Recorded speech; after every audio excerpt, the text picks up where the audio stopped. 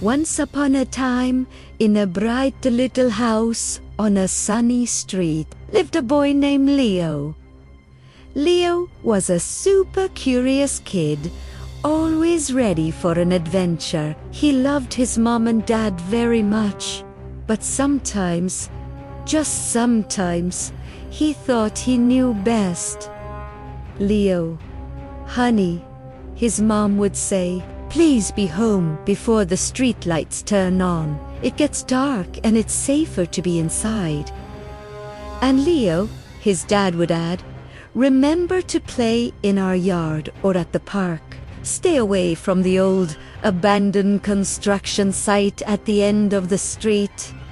Okay, I know," Leo would reply, already halfway out the door, his soccer ball tucked under his arm. For a while, Leo was great at listening. He'd kick his ball in the grass, build amazing sandcastles at the park, and race home the second the streetlights flickered to life. But one afternoon, a new group of older kids moved into the neighborhood. They rode their bikes way too fast, and they never seemed to go home when the lights came on. Their leader was a boy named Spike. Spike had spiky hair, just like his name, and a grin that seemed to hold a secret. Leo watched them from his yard, feeling a pull of curiosity. They looked so cool, so free. One day, Spike and his friends rolled up to Leo's fence. "Hey, kid," Spike called out. "Tired of playing in your little yard? We're going on a real adventure. To the old construction site. There's all sorts of cool stuff to find there." Leo's heart did a little flip. He remembered his dad's warning. The construction site was off limits.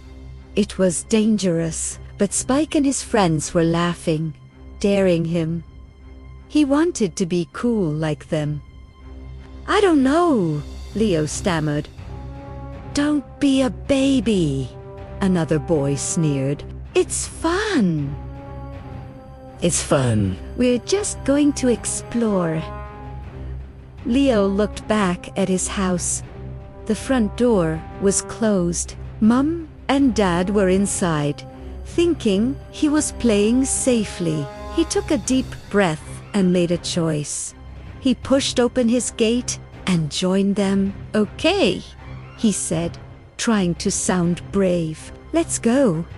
The construction site was even bigger and messier up close than it looked from afar. There were piles of dirt, stacks of wood, and big, empty pipes you could crawl through.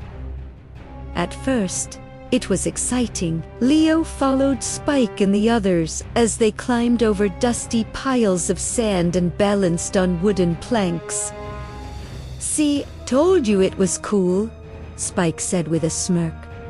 But soon, the fun started to feel not so fun. One of the boys tripped on a rusty nail and scraped his knee badly.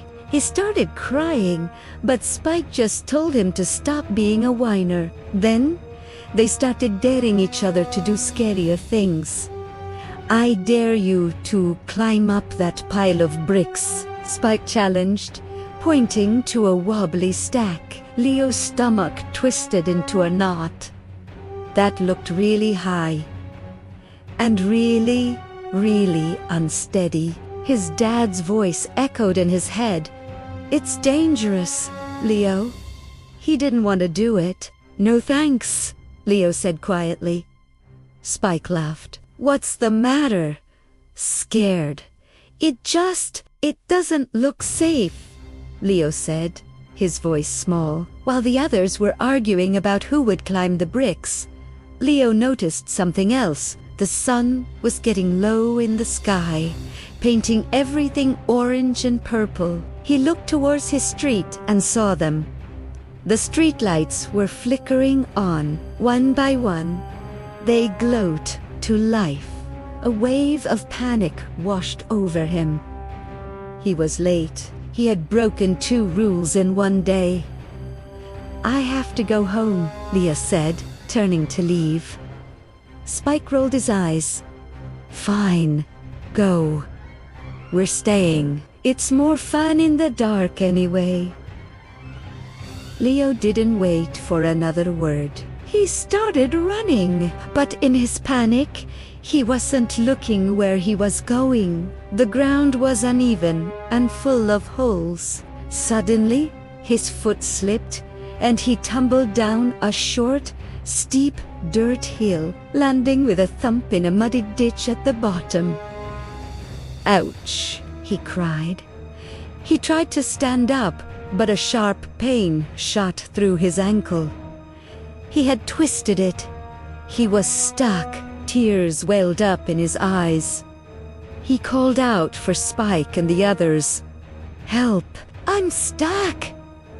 I hurt my ankle! He heard their laughter from far away. But they didn't come. They were too busy with their fun. They hadn't even noticed he was gone. And now, it was getting really dark.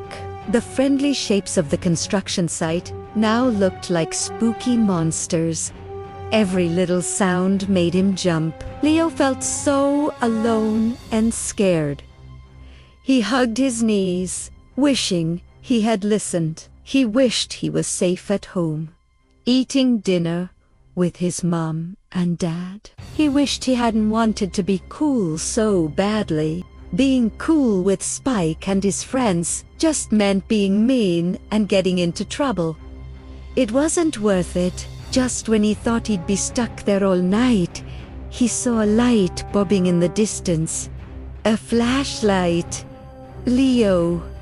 Leo, are you out here? A voice called. It was his dad. Dad, I'm here. I'm down here, Leo shouted, his voice hoarse from crying. A moment later, his dad was there, shining the light down into the ditch. His face was filled with worry. Leo. Oh, thank goodness. Are you okay? His dad carefully climbed down and helped him up. Leo leaned on him, limping all the way home. His mom was waiting at the door, and she wrapped him in the biggest, warmest hug. Back inside, with his ankle wrapped in a bandage and a cup of warm cocoa in his hands, Leo told them everything. He didn't leave anything out. He explained how he wanted to be cool like the other kids and how he ignored their warnings. He expected them to be really mad. His dad sat next to him. Leo, we're not mad. We were just so worried. We give you rules to keep you safe, not to spoil your fun. His mom added, true friends, real friends, wouldn't ask you to do something dangerous or leave you behind when you're hurt. They look out for each other. Leo looked down at his cocoa. They were right. Spike and his friends weren't his friends at all. They just wanted someone else to join in their reckless games. I'm sorry, Leo whispered. I'll listen next time. I promise. And he did. From that day on, Leo understood that his parents' rules came from a place of love. He still loved adventures, but now he chose safe ones. He went back to playing in his yard and at the park. Sometimes he saw Spike and his group around, but he didn't feel that pull anymore. He would just wave and keep on walking. He had learned a very important lesson. Being true to yourself and staying safe is way cooler than trying to impress anyone who doesn't really care about you. And the best adventures are the ones you can come home from, safe and sound, to the people who love you most. Thanks for watching our story today. If you liked it, don't forget to hit that like button and subscribe for more adventures. See you next time.